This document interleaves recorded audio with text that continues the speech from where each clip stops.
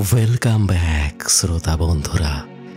গভীর রাতের আধারে নীরবতার মাঝে আমরা এসেছি এক নতুন অজানা ঘটনা নিয়ে।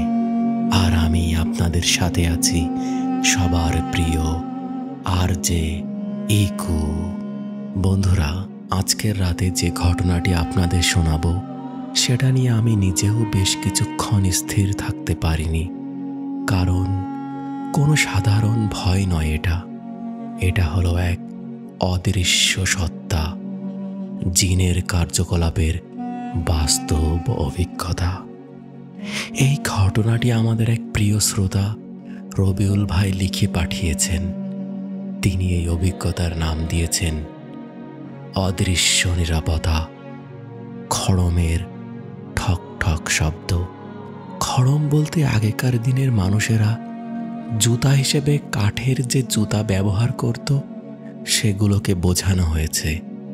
রবিউল ভাই লিখেছেন, আসসালামু আলাইকুম ইকু ভাই, আমি গল্পটা আপনাকে লিখছি, অবশ্যই কিন্তু পড়ে শোনাবেন। রবিউল ভাই লিখেছে, সময়টা ছিল কয়েক মাস আগের। রাত তখন প্রায় 2:10। রবিউল ভাই একটা জরুরি কাজ সেরে ফিরছিলেন। রাস্তাটা সাধারণ, দুটো পাড়ার মাঝখানের দুপাশে পুরনো ঘন গাছ আর ফাঁকা মাঠের মতো জায়গা। রবিউল ভাই বাইকে ছিলেন। রাতের আধারে যখন তিনি যাচ্ছিলেন তখন দূর থেকে একটানা কুকুর আর শিয়ালের ডাক ছাড়া তেমন কোনো শব্দ ছিল না। চারপাশের পরিবেশটা যেন একদম থমথমে। তিনি দেখল রাস্তার পাশে ঠিক একটা ঘন তেঁতুল গাছের নিচে একটা সাদা কাপড় পরা অবয়ব স্থির হয়ে দাঁড়িয়ে আছে। অবয়বটা এতটাই আবছা যে মনে হচ্ছিল যেন সাদা কাপড়টা শূন্যে ভাসছে। রবিউল ভয় পেয়ে গেল, তবুও বাইকের স্পিড বাড়িয়ে পালাতে চাইল। ঠিক তখনই কুকুর আর শিয়ালের ডাকগুলো যেন হঠাৎ করেই থেমে গেল। চারপাশটা যেন একটা অদৃশ্য ভীতিকর নীরবতায় ঢেকে গেল।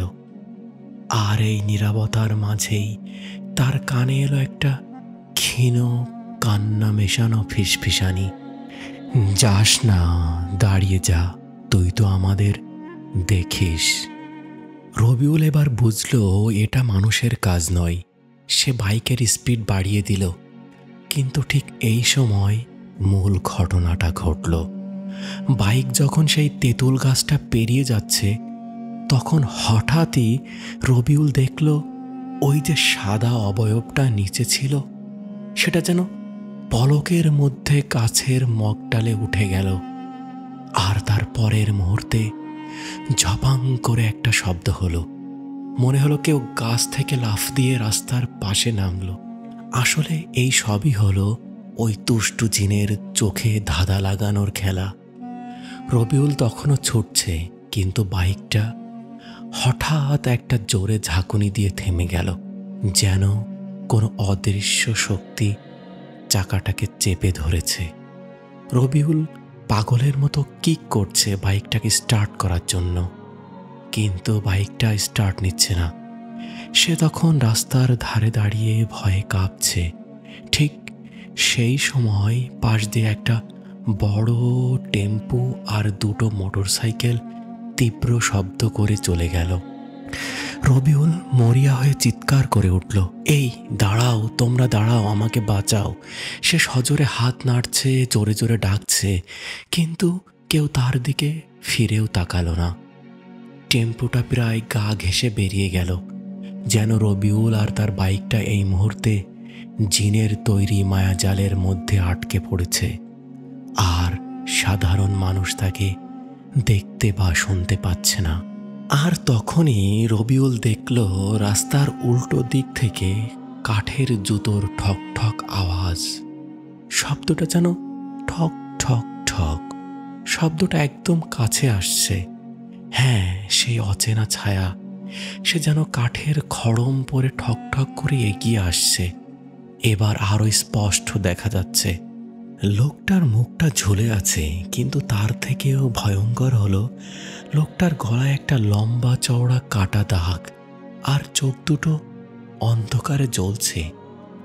এটা জিনের এক ভয়ঙ্কর রূপ, যা সে হয়তো মানুষকে ভয় দেখাতে ধারণ করে। লোকটা খড়ম পরে ঠক ঠক শব্দে সোজা রবিউলের দিকে আসছে। সে ফিসফিস করে হাসল। সেই হাসি শুনে রবিউলের মনে হলো যেন তার আত্মা শরীর ছেড়ে বেরিয়ে যাবে। ঠক ঠক ঠক শব্দটা রবিউলের ঠিক সামনে এসে থেমে গেল। রবিউল তখন শুধু চোখ বন্ধ করে চিৎকার করছিল। সে অনুভব করল কেউ যেন তার কাঁধের উপর একটা ঠান্ডা ভিজে হাত রাখল। সে চোখ খুলতে পারছিল না। এরপর সব চুপ। রবিউল যখন চোখ খুলল তখন প্রায় ভোর 4টে। সে দেখল বাইকটা স্টার্ট হচ্ছে না, আর সে মাটিতে শুয়ে আছে। চারপাশ ফাঁকা, কিন্তু দূরে আবার কুকুর ও শিয়ালের ডাকগুলো শুরু হয়েছে, যেন কোনো মায়াজাল কেটে গেছে।